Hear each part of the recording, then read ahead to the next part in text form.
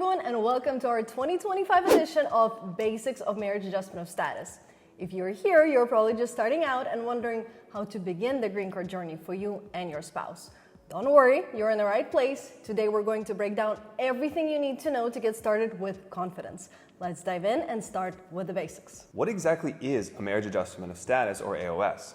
This process allows the spouse of a U.S. citizen, or in some circumstances, permanent resident, who is already inside the U.S. to apply for a green card without having to leave the country. Think of it as the path to becoming a lawful permanent resident while inside the country, which is in contrast to going through the U.S. Embassy in your home country. If one of you is a U.S. citizen and the other is a foreign national currently in the U.S., this is the process that could keep you together while adjusting your status here. The marriage-based immigration process has three main steps, which we like to think of as three phases of your immigration journey. Phase 1 is the conditional green card or adjustment of status. You start by applying for a conditional green card if you've been married for less than 2 years. This conditional green card is valid for only 2 years and proves your marriage is genuine.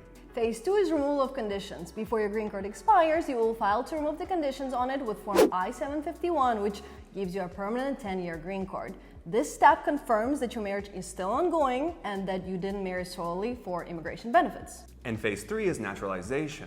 Once you've had your green card for 3 years, and if you're married to a U.S. citizen, you're then eligible to apply for U.S. citizenship. This final step allows you to become a U.S. citizen and grants full rights and privileges in the U.S., and that's when your immigration journey finally comes to an end. Naturalization is a major step, especially if an immigrant spouse plans on petitioning parents or other relatives in the future. As a green card holder, you can only petition a spouse or unmarried children. However, you cannot petition for married children, parents, or siblings. Additionally, family members of a green card holder typically have a waiting period before a visa number becomes available due to the family preference category limits, so it's a long process. As a U.S. citizen, you can petition your spouse, parents, children, and siblings. In any case, each of these three phases comes with its own timelines and requirements, so it's important to understand the entire journey to properly prepare for it, since everything happens pretty fast when you are married to a U.S. citizen. Before we get into answering some common questions, make sure to watch our detailed free training where we'll walk you through everything marriage adjustment of status, your options, key steps, and common pitfalls to avoid. Watching this training is the best way to get clear on the process and feel confident moving forward. We've included the link in the description below. Now, let's go over the biggest questions couples have when they're just getting started. Do I qualify? You might be wondering if you qualify for marriage adjustment of status. Generally, to be eligible, the foreign spouse needs to have entered the U.S. legally. Even if there are some unique situations, such as overstaying a visa, there are exceptions specifically for spouses of U.S. citizens. What forms do we need? Now, the main forms you'll file are Form I-130, the petition for alien relative, and Form I-45, application to adjust status. You will also need to include Form I-864, affidavit of support, and the foreign spouse will need to complete a medical exam here in the U.S., and that is Form I-693. Optionally, you can also include Form I-131 for travel and Form I-765 for a work permit. Now, how long does it take? Processing times vary, but you should expect to wait a few months to well over a year, depending on your local USCIS office, and a bunch of other factors such as how much evidence was provided with your initial application, how accurate the forms were completed, and even luck plays a major role. Plus, we always need to consider our current political situation because it directly impacts USCIS processing times. You can easily get delayed by a few months to over a year over a simple USCIS mistake, or even one made by you or your lawyer if you choose to work with one. If you're fully prepared, however, on your end, you can ensure you don't face unnecessary delays. How much does it cost? There are government filing fees to consider, around $3,005 if you're applying from within the US, together with your work and travel permits. You'll want to budget for these fees as you prepare for the process. However, they're a reasonable investment when considering the significant benefit of securing U.S. residency with a path to naturalization. Where costs can become really significant is if you decide to employ the services of a legal professional.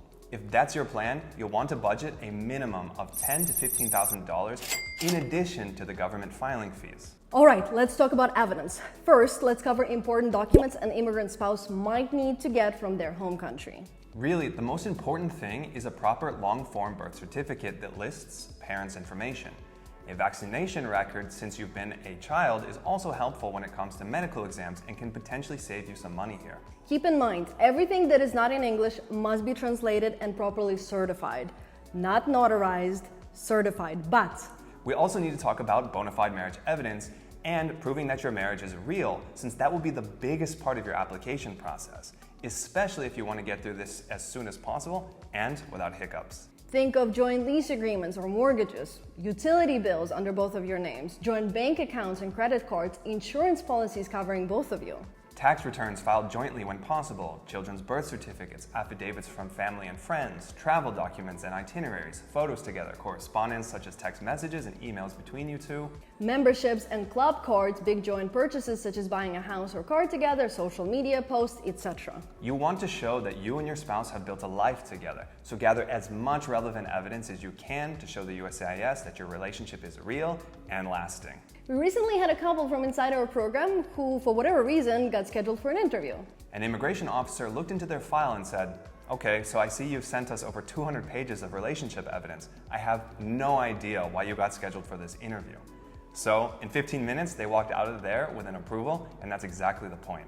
That's the level of preparation we're talking about. You want to make sure that when the USCIS looks at your file, they see a complete picture of your life together, leaving no questions, no doubts, and no reasons for delay. The better prepared you are, the smoother your journey will be, and that's what we aim to help you achieve. The marriage adjustment process can feel overwhelming, especially with so much at stake. But you don't have to figure it out alone. To get the full breakdown, make sure to watch our free training, where we cover everything you need to know, from timelines and required forms to what options you have available to handle it all. Now, like this video, and we will see you next week.